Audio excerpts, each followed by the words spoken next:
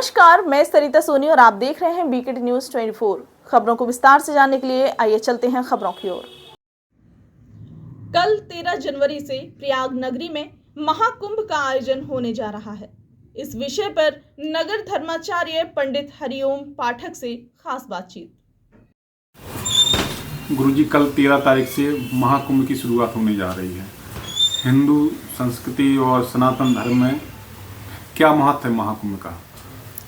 सनातन धर्म में पहले तो मैं आपके चैनल के माध्यम से सभी दर्शकों को कुंभ पर्व की बहुत बहुत शुभकामनाएं देना चाहता हूं। सभी स्वस्थ रहें, सभी सुखी रहें, सभी समृद्ध रहें।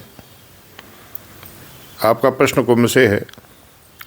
कुंभ हमारी वैदिक संस्कृति की समरसता की महान धरोहर है।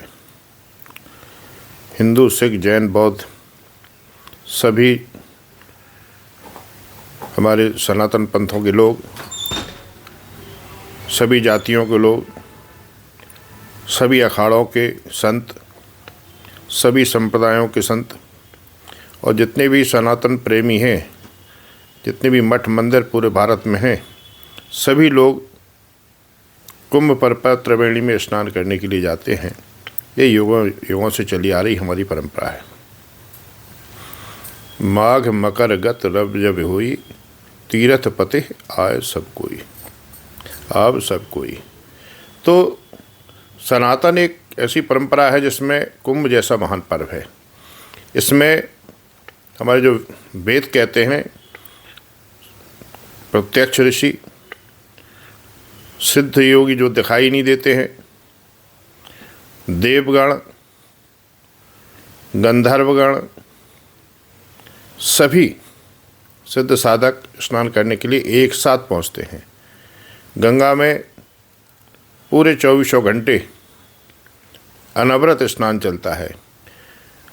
कभी प्रातः संतों का, गृहस्थों का, अखाड़ों का, फिर रात्रिकालीन में सिद्धों का, देवताओं का, सभी पूरी रात। देवरा बाबा कहते थे कि कुंभ में जब 3 बजे से 5 बजे तक के समय आप बैठ जाइए, 1 बजे से 5 बजे तक बैठ जाइए, ऐसा लगता है जैसे तारे उतर करके गंगा में डुबकी लगा रहे हैं और चले जा रहे हैं। ये इस बात का प्रमाण है कि देवता आते हैं, सिद्ध आते हैं, स्नान करते हैं और चले जाते हैं। ऐसा पवित्र पर्व है हमारा कुंभ, जो कल 13 तारीख से प्रारंभ हो रहा है जनवरी से। 14 जनवरी को मकर संक्रांति है और पहला हमारा अमृत स्नान होगा। फिर 29 तारीख को मौनी अमावस्या है, उस दिन हमारा अमृत स्नान होगा। 3 फरवरी को बसंत पंचमी है, सरस्वती जी की जयंती है, उस दिन अमृत स्नान होगा। और 12 फरवरी को माघ पूर्णिमा है, उस दिन अमृत स्नान होगा। ये प्रमुख स्नान है हमारे। शिवरात्रि का जो अंतिम स्नान है वो हमारा काशी में होता है, इसलिए 12 तक ही हमारा कुंभ प्रयाग में रहता है। उसके बाद कुंभ काशी चला जाता है। तो ये हमारी कुंभ की विशेषता है। और ये तो हमारे महापर्व हैं। इनके अलावा प्रतिदिन ऐसा नहीं है कि इन्हीं महापर्वों पर जब आप स्नान करेंगे तो पुण्य फल प्राप्त होगा।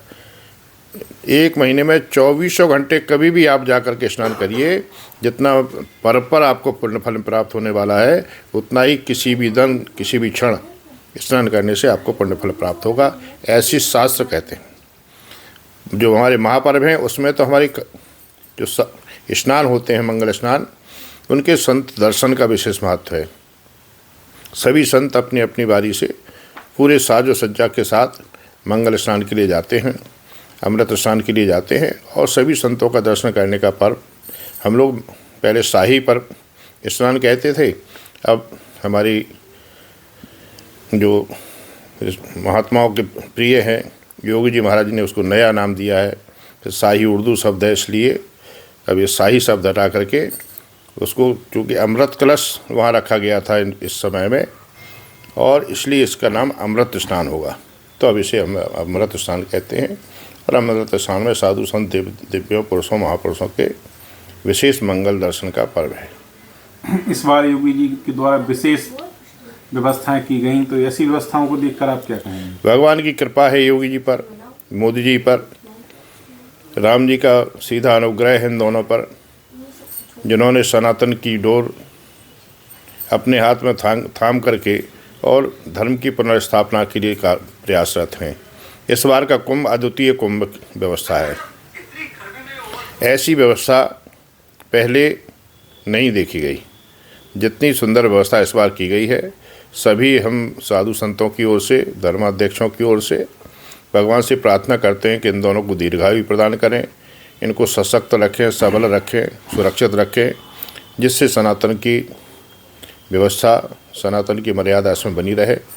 और विशेष रूप से तो ये है कि पूर्ण रूप से विशुद्ध हिंदुओं सनातनियों का ही पर्व है, क्योंकि इसमें अन्य किसी के प्रवेश पर रोक लगी हुई है अखाड़ों की ओर से भी, और सरकार भी नहीं चाहती कोई दूसरा है, नई बातें हों, तो इसलिए पर्व शुद्ध सनातनियों का पर्व है। इस समय गुरुजी वहाँ योगी जी ने प्रयागराज न करके कुंभ नगर नाम दिया है, तो इसको लेकर भी आप क्या कहेंगे? जी, कुंभ नगर ही, हाँ, वैसे तो पहले से ही कुंभ नगर ही होता था अलग से, क्योंकि इस बार उन्होंने कुंभ जिला घोषित कर दिया है।